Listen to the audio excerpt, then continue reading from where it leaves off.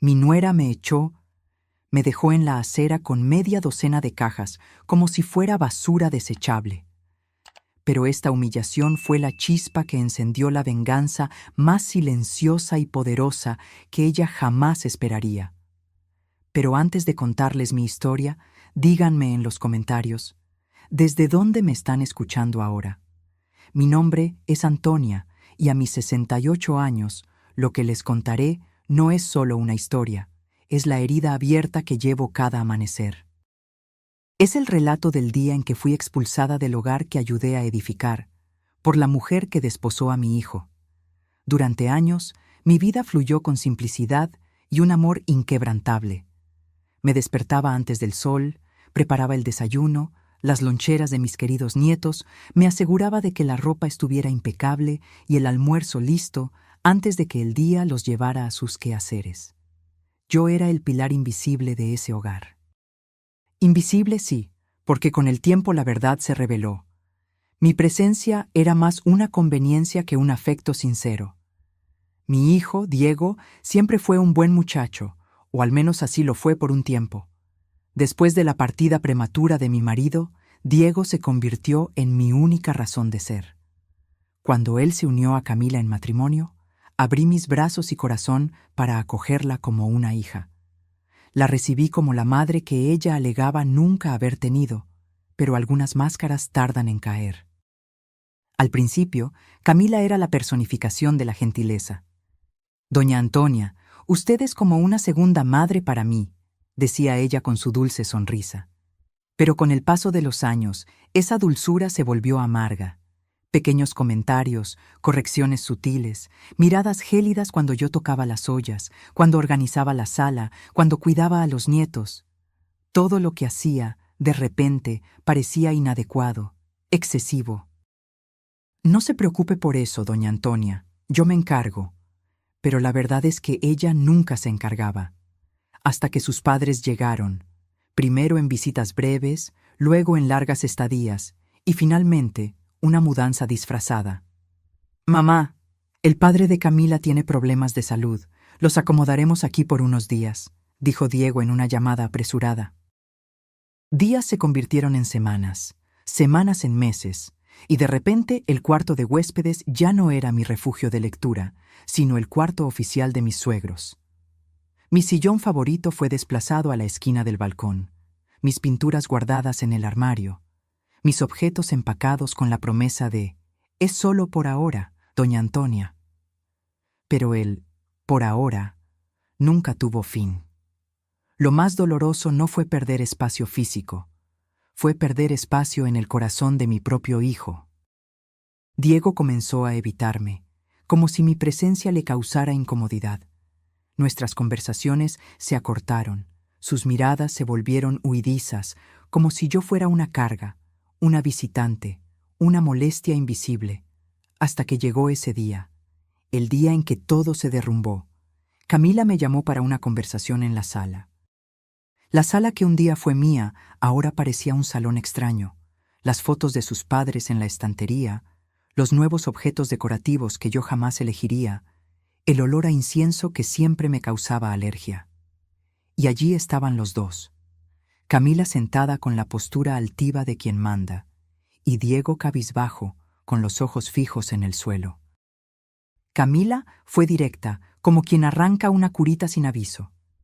«Doña Antonia, usted sabe que siempre será importante para nosotros, pero las circunstancias han cambiado. Mis padres necesitan cuidados, necesitan un hogar estable, y esta casa ahora será de ellos. Creemos que es el momento adecuado para que usted busque un rinconcito solo suyo, sabe, un espacio con su privacidad». Diego no levantó los ojos, ni siquiera abrió la boca. Su silencio dolió más que sus palabras. Me quedé inmóvil. El mundo pareció girar en cámara lenta. Mi estómago se revolvió, pero mi voz no salió. Solo asentí con un leve movimiento de cabeza. Era como si, en ese instante, no tuviera fuerzas para protestar, o tal vez ya sabía, en el fondo, que protestar no cambiaría nada. Pocas horas después, mis cajas estaban listas. Lo que quedaba de mi vida cabía en media docena de volúmenes. Libros, algo de ropa, un portarretratos con la foto antigua de Diego pequeño, lo único que insistí en llevar. Recuerdo el instante en que la puerta se cerró detrás de mí. El sonido seco de esa puerta parecía el sello de un abandono. Las calles estaban tranquilas esa tarde. El cielo azul contrastaba con el caos dentro de mí. Las cajas en el suelo de la acera, la soledad de mis manos vacías y aquel gusto amargo en la boca. Ningún vecino apareció, ninguna mano amiga, solo el sonido distante de una música viniendo de la casa, como si nada hubiera pasado. Me senté en la acera, respiré hondo, y allí, por primera vez en muchos años, lloré en silencio. No por perder el techo, sino por perder lo que juzgué inquebrantable, el amor incondicional. Pero lo que Camila y Diego no sabían es que, en ese exacto momento en que me lanzaron al viento, se plantó la semilla de algo que lo cambiaría todo. Porque, detrás de esa fachada de anciana sumisa, existía una verdad que ellos nunca imaginaron. Pero esa parte aún se las contaré. Muchos piensan que el abandono comienza el día en que te expulsan, pero en realidad comienza mucho antes. Se infiltra despacio, como humedad en la pared. Cuando te das cuenta, ya está todo comprometido. He estado pensando en eso desde aquel día en que me vi sentada en la acera, con las cajas de mi vida apiladas al lado. No fue allí donde perdí mi lugar, ya lo estaba perdiendo desde hacía mucho tiempo. Cuando Diego se casó con Camila, yo estaba llena de esperanza. Ella parecía una chica dulce, educada y, sobre todo, hacía feliz a mi hijo. Y para mí, eso bastaba. El matrimonio fue sencillo, bonito, en un salón pequeño, pero repleto de sonrisas. Recuerdo haber sostenido la mano de mi marido esa noche, aún con él vivo, y decir: creo que lo logramos. Nuestro hijo encontró su camino. Pero pocos años después, yo ya estaba sola. Mi marido partió, y con él, parte de mi fuerza. Diego no quería que me quedara aislada y me invitó a vivir con ellos en la casa nueva. Mamá, no tiene sentido que te quedes sola en ese apartamento viejo. Aquí tendrás compañía, ayudarás con los niños y estaremos siempre juntos. Y fui, no por necesidad de techo, sino por querer seguir siendo madre. Cuando compraron la casa, necesité vender una pequeña herencia que me había quedado de mis padres. Diego dudó en aceptar el dinero, pero Camila fue rápida. «Ay, doña Antonia, será de gran ayuda. Así podemos tener la casa de nuestros sueños y usted ya viene a vivir con nosotros. Todo en familia». Fue así como parte de la entrada de esa casa salió de mis ahorros. Y en retribución, Diego me puso en la escritura como copropietaria. Un gesto bonito, casi simbólico en la época, pero que confieso que ni le di el debido valor. Al fin y al cabo, jamás imaginé que necesitaría recurrir a eso. Confiaba en el amor. Los primeros años fueron buenos. Los niños llegaron pronto, 2 nietos preciosos que se convirtieron en el centro de mi vida. Me despertaba temprano para darles el biberón, acunarlos en mis brazos, hacerles la papilla. Sus ojitos brillaban cuando les contaba historias antiguas o los llevaba al parque de la esquina. Pero con el tiempo, los pequeños gestos comenzaron a cambiar de color. Camila, que antes decía: «Gracias, doña Antonia, usted es un ángel», comenzó a decir con una sonrisita: «Usted no necesita preocuparse tanto, va a acabar mimando a los niños». Cuando preparaba la cena: «Ah, iba a hacer otra cosa hoy, pero ya que usted ya cocinó». Cuando organizaba la lavandería: «Doña Antonia, deje que yo me encargo, no necesita mover mis cosas». Y así, poco a poco, fui siendo apartada de las pequeñas tareas, no por generosidad, sino por control. Las reuniones familiares disminuyeron. Cuando recibían amigos, yo ya no era invitada a la mesa, sino que me quedaba en la cocina. Mis regalos de cumpleaños pasaron a ser genéricos, comprados a toda prisa.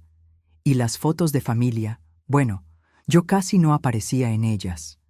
Lo peor fue cuando los padres de Camila comenzaron a aparecer con frecuencia. Primero vinieron para un fin de semana, Luego comenzaron a traer maletas más grandes. De repente, era como si la casa ya no fuera mi morada, sino un favor temporal. Las conversaciones cambiaron de tono. Mis padres necesitan espacio, doña Antonia. Usted entiende, ¿no? Son mayores, necesitan cuidado. Y yo, irónica, allí con casi la misma edad de ellos. El cuarto de huéspedes se convirtió en su cuarto. Luego la sala de televisión fue adaptada. Mis libros fueron empacados para dar lugar a la colección de porcelanas de la suegra de Camila. Mi sillón favorito, aquel que mi marido me dio en nuestro aniversario de bodas, fue llevado al área de servicio para no estorbar la circulación. Fui siendo empujada, 1 centímetro a la vez, hasta que casi no quedó ningún rincón de la casa que aún me perteneciera. Aún así, me aferraba a mis nietos. Ellos eran mi refugio. Corríamos por el patio, hacíamos buñuelos de lluvia a escondidas cuando su madre no veía, contábamos historias en la oscuridad antes de dormir. Pero hasta eso empezó a molestar. «Mamá, déjalos con Camila, ya hiciste mucho», Diego comenzó a decir. Camila, por su parte, decía con la sonrisa más venenosa disfrazada de dulzura: «Usted ya los cuidó tanto, doña Antonia, ahora es hora de descansar, de disfrutar la vida». Pero yo sabía, yo sentía, era solo una manera educada de decir: «Aléjese». Diego ya casi no conversaba conmigo. Cuando intentaba sacar conversación, él siempre estaba cansado, lleno de cosas, sin tiempo. Y yo, que durante años fui su puerto seguro, ahora era solo una molestia sutil. Aprendí a recogerme. Iba al pequeño jardín trasero en las tardes de sol, me sentaba en el banco de cemento y allí me quedaba escuchando a los pajaritos, intentando tragar el nudo en la garganta. No quería crear conflictos, nunca quise. Todavía cargaba aquella ilusión infantil de que si seguía siendo buena, presente, paciente, las cosas volverían a ser como antes. Pero no volvieron, nunca volvieron. Hasta que llegó el día de la tal conversación final, aquella en que fui echada, y allí, en ese instante, todo el peso de los años anteriores cayó sobre mí como una avalancha. Fue el silencio de Diego sobre todo lo que me destrozó. No era Camila la que me dolía, ella nunca fue mía, sino mi hijo al que acuné en mis brazos, al que enseñé a caminar, al que consolé en las fiebres de la infancia. Verlo allí, mudo, mirando al suelo, fue la verdadera expulsión.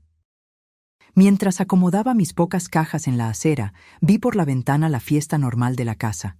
Risas, voces, el tintineo de copas. Nadie vino a ayudarme. Nadie preguntó si tenía a dónde ir. Nadie ofreció siquiera un vaso de agua. Tomé un taxi con lo poco que me quedaba. Me alojé en una pequeña posada mientras pensaba qué hacer.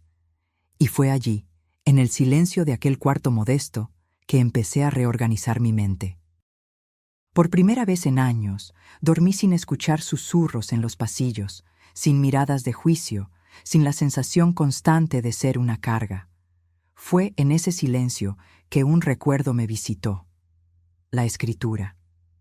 Aquella firma de años atrás, hecha por pura formalidad, casi olvidada. Diego me había puesto como copropietaria de la casa como forma de reconocimiento por la ayuda financiera al inicio de la compra. Él nunca deshizo aquel documento, ni siquiera lo recordaba. De repente, allí estaba una pequeña rendija de luz en medio de la oscuridad. No sabía aún qué haría con esa información. No quería actuar por rabia. No soy mujer de escándalos, de venganzas baratas.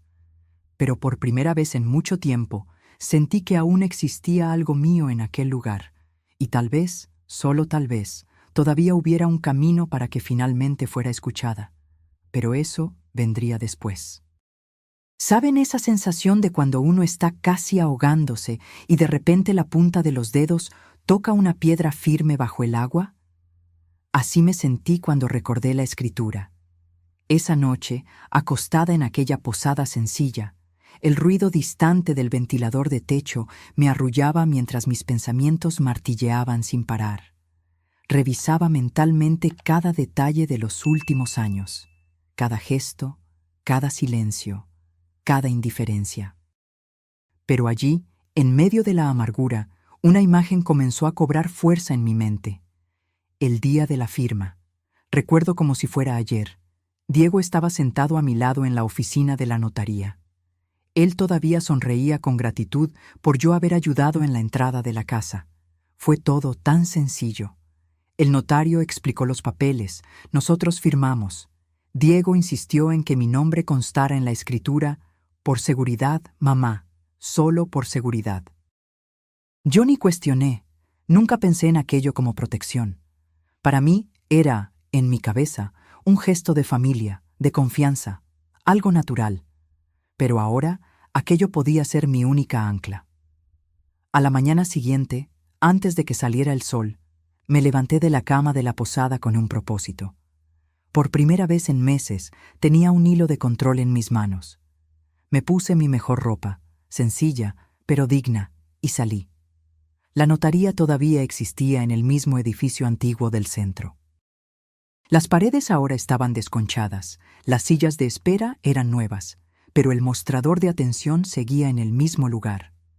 «Buenos días, mi señora. ¿En qué puedo ayudarla?», dijo el joven del mostrador con una sonrisa cordial. Respiré hondo, intentando disimular el temblor en la voz. Me gustaría solicitar una segunda copia de la escritura de un inmueble. Está a mi nombre y al nombre de mi hijo. Entregué los documentos, las identidades, el número de registro. Él tecleaba rápido, cotejando datos en la pantalla. Mis ojos recorrían el ambiente como si buscaran algo que me tranquilizara. Mi corazón latía fuerte. Después de unos minutos, el joven imprimió el papel y me lo entregó. Aquí tiene la copia autenticada, todo en orden. Tomé el documento como quien sostiene a un recién nacido en brazos. Mis ojos recorrieron cada línea con cuidado, y allí estaba. Propietarios, Diego Solano 50%, Antonia Rivera 50%. Yo todavía era dueña de la mitad de esa casa. Salí de la notaría con las manos sudando. No sabía aún qué hacer, pero sabía una cosa. No era tan impotente como me habían hecho creer. Fui directamente a un bufete de abogados. Elegí uno discreto, pequeño, pero con buenas referencias. No quería alboroto, no quería chismes de vecinos o comentarios de parientes. Esto era entre yo y la verdad. El abogado, un señor canoso llamado Dr. Ricardo, me recibió con educación. «Puede hablar, doña Antonia, estoy aquí para escucharla». Entregué los documentos. Él los leyó con atención, en silencio, mientras yo acompañaba cada movimiento de sus ojos como si buscara señales de esperanza en su rostro. Después de unos minutos, él me miró y dijo: «Usted tiene pleno derecho sobre la mitad del inmueble. Nadie puede sacarla de allí sin su autorización. Ellos actuaron como si la casa fuera solo suya, pero jurídicamente no lo es. Y más, si lo desea, usted puede vender su parte». Sentí un nudo en el pecho. No era venganza lo que quería, no era represalia. Solo quería justicia, respeto, dignidad. Cosas simples pero tan difíciles de conseguir. «¿Y si decido vender mi parte, doctor, es posible?». Él asintió. «Completamente posible. Podemos encontrar un comprador que acepte la condición. Existen inversores que compran fracciones de inmuebles, o en último caso, podemos interponer una acción de venta judicial. Pero usted puede actuar». Volví a la posada esa tarde con la cabeza a mil. Necesitaba calma, necesitaba pensar. En las semanas siguientes, el doctor Ricardo y yo mantuvimos todo en absoluto secreto. Él encontró un inversor discreto, especializado en este tipo de adquisiciones. El hombre, educado y objetivo, no hizo preguntas innecesarias. Sabía que estaba adquiriendo la mitad de un inmueble habitado, pero no veía problema. El valor propuesto era justo. Me senté frente al contrato, las letras pequeñas, los números, los detalles. Respiré hondo y firmé. Esa firma fue para mí un renacimiento. Era el fin de la dependencia, el fin de la humillación, el fin de la sensación de impotencia. Había recuperado algo que me pertenecía y, más, me había recuperado a mí misma. Pero aún faltaba una última pieza de este rompecabezas, y llegaría. Poco después de firmar ese contrato, algo cambió dentro de mí. No fue euforia, ni siquiera alivio inmediato. Fue como si un peso antiguo comenzara lentamente a desprenderse de mi espalda. No tenía prisa. Por primera vez en años, ya no tenía prisa. Los días siguientes fueron silenciosos. Seguí en la posada, discreta, casi invisible para el mundo a mi alrededor. El abogado se encargaba de los trámites. El comprador ya había iniciado el registro de su parte en la escritura. Legalmente, la venta ya era una realidad. Ellos aún no lo sabían, y yo no me apresuraba a la revelación. Fue durante una caminata al atardecer, en la orilla de aquella pequeña ciudad donde me refugié, que recibí una llamada inesperada. Era una amiga antigua, vecina del barrio donde viví tantos años con Diego. «Antonia, ¿sabes de la fiesta?» Su voz venía emocionada, como siempre. «¿Fiesta? ¿Qué fiesta?» Camila está organizando una celebración para marcar la nueva fase de la familia. Dijeron que ahora sus padres se quedarán definitivamente con la casa, todo formalizado. Están invitando a amigos y vecinos. Será este sábado. El sarcasmo de aquella frase, nueva fase, siguió resonando en mi mente. Nueva fase de hecho, solo que no de la forma en que ella imaginaba. Esa información no me trajo rabia, trajo decisión. Supe que ese era el momento. No para escándalos, no para gritos o lágrimas públicas, sino para un silencio ensordecedor. El sábado, me puse mi ropa más sobria y elegante. Un vestido azul marino simple, discreto, pero impecable. Cabello recogido con un pequeño broche de plata, maquillaje ligero. Quería llegar con la misma dignidad que me quitaron. A las 7 en punto, estacioné el taxi frente a la casa. Pero no estaba sola. A mi lado bajó el nuevo propietario, un hombre educado, con aire profesional, un traje gris discreto. Él sabía exactamente el papel que estaba a punto de cumplir y respetaba el silencio que yo llevaba. La música alta salía por las ventanas, risas resonaban por el jardín. Globos blancos y dorados decoraban la entrada. Un gran cartel colgado en el balcón decía: «Bienvenidos al nuevo ciclo de la familia». Respiré hondo. Ya no era mi casa, pero todavía llevaba mi nombre. Caminamos hasta la puerta. El portero improvisado, un amigo de la familia, me miró sorprendido cuando me vio. «¿Doña Antonia? No esperábamos», balbuceó. Yo solo sonreí. «Buenas noches. Creo que mi presencia será importante». Entramos. El salón estaba lleno. Amigos, vecinos, parientes. Las conversaciones cesaron una a una, conforme notaban mi presencia. Era como si el aire se hubiera vuelto denso. Todas las miradas migraron hacia mí. En el centro del ambiente estaban Camila y Diego, rodeados por sus suegros y algunos invitados cercanos. La copa de espumante tembló ligeramente en la mano de Camila al verme. Diego se puso pálido. Por unos segundos nadie dijo nada. El silencio de la sala gritó más fuerte que cualquier música. Caminé con pasos firmes. Me detuve justo frente a ellos dos. «Buenas noches», dije con la voz calma pero firme, proyectando el sonido para todos los presentes. Vine solo a desearles felicidad en esta nueva etapa. Camila intentó forzar una sonrisa. «Claro, doña Antonia, usted siempre será bienvenida», dijo ella, intentando salvar las apariencias.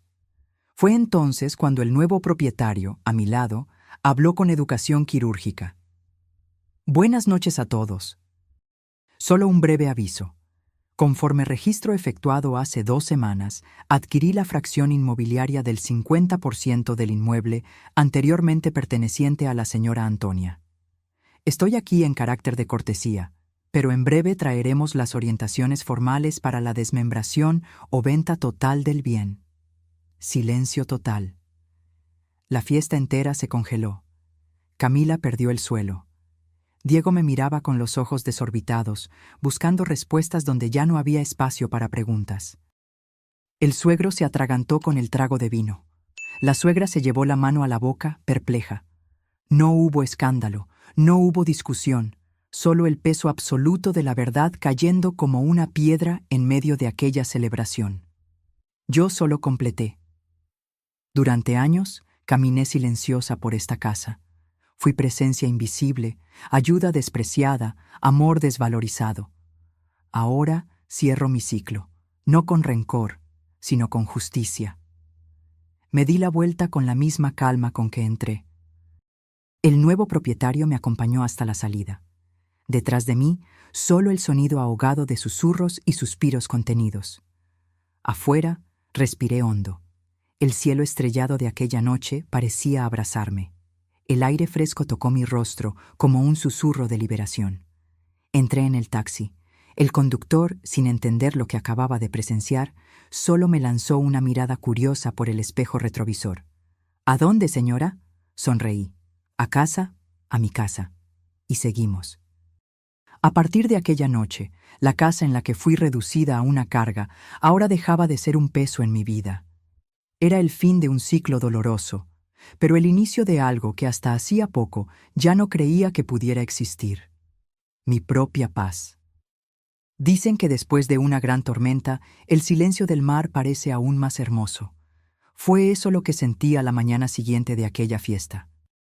Me desperté temprano, todavía con el eco de las miradas aturdidas de la noche anterior en mi mente, pero en lugar de la vieja ansiedad que me acompañaba desde hacía años, solo había paz. Una paz extraña al principio, silenciosa, casi incómoda de tan nueva.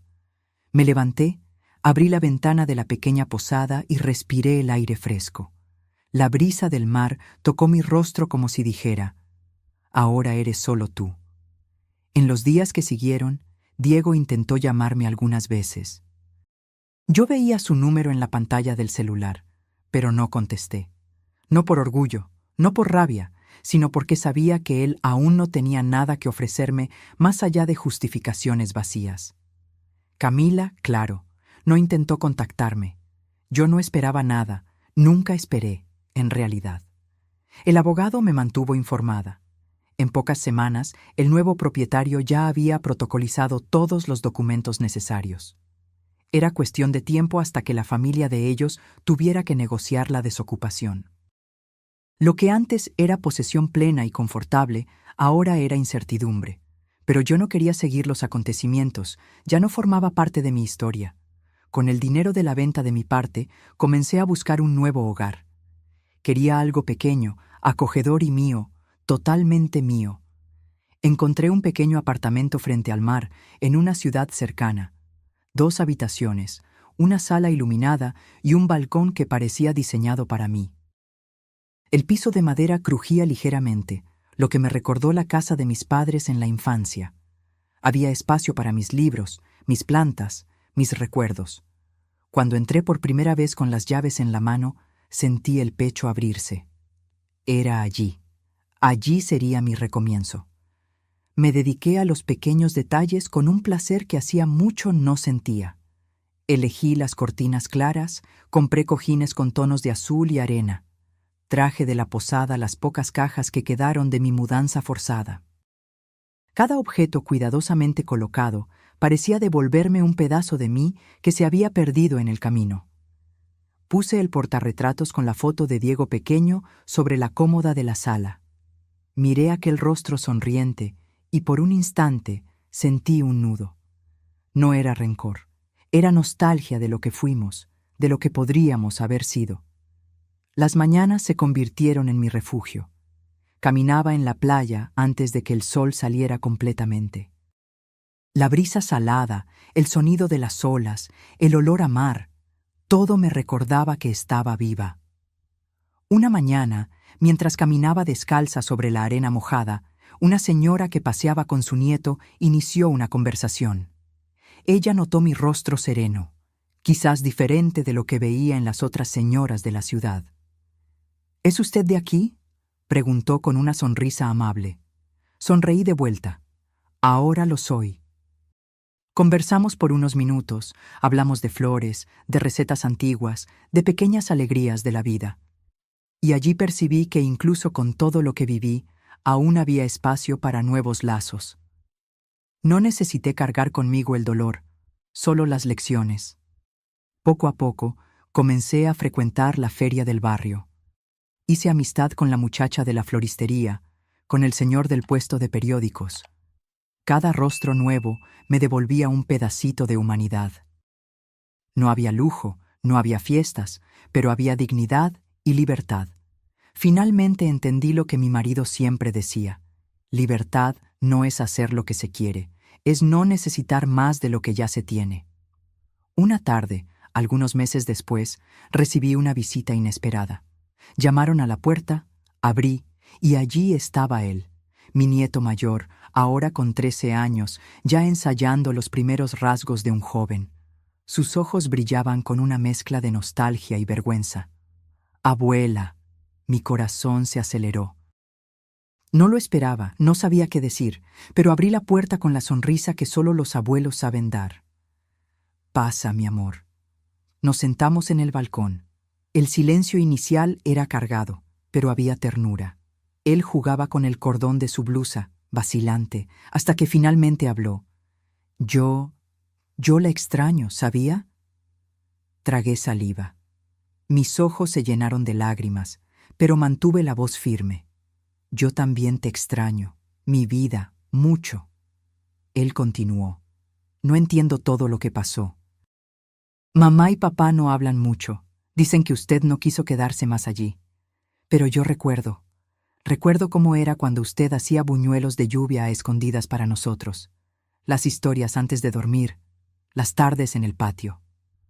Sonreí con el corazón apretado.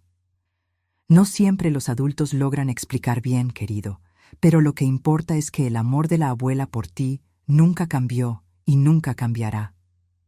Se acercó y me abrazó fuerte. Allí, en ese abrazo apretado, sentí que no todo se había perdido. Aunque los adultos se hubieran distanciado, aunque la ingratitud hubiera vencido en algunos corazones, mi nieto aún cargaba la memoria del amor genuino que construimos. Conversamos por horas. Hablamos de la escuela, de los nuevos amigos, de los sueños de cada uno.